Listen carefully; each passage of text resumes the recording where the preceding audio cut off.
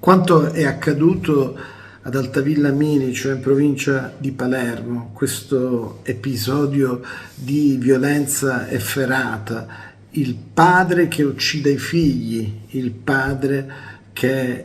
toglie la vita a chi l'aveva data e poi uccide anche la moglie che sarebbe stata drogata insieme alla figlia che si è salvata, sullo sfondo addirittura le sette sataniche. La domanda che dobbiamo farci: che cosa sta accadendo alla nostra società?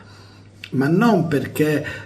i delitti in famiglia non ci sono stati in passato o non li abbiamo registrati in passato o non ce ne siamo occupati. Dice un mio amico sacerdote che la Bibbia ci racconta quanta cattiveria poteva esserci in famiglia, ma è vero anche che noi oggi stiamo superando ogni limite e che tutto quello che accade nella realtà riesce addirittura a superare le serie crime di Netflix o delle televisioni satellitari. Ed è qualcosa che ci fa sentire incapaci di reagire, ci fa sentire inermi di fronte a una cattiveria così manifesta e una violenza che in famiglia trova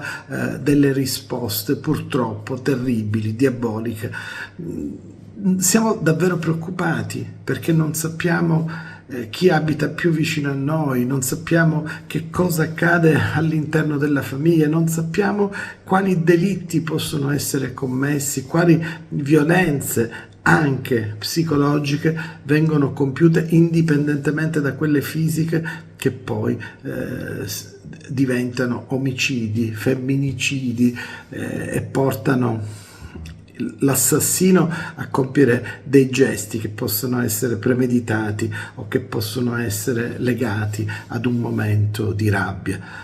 Ci sentiamo incapaci, la società deve trovare delle risposte a tutta questa cattiveria. Dobbiamo trovare una strada per combattere tutto quello che ci sta accadendo e non ce ne rendiamo conto e non capiamo nemmeno il perché di tanta cattiveria che si ripete giorno dopo giorno.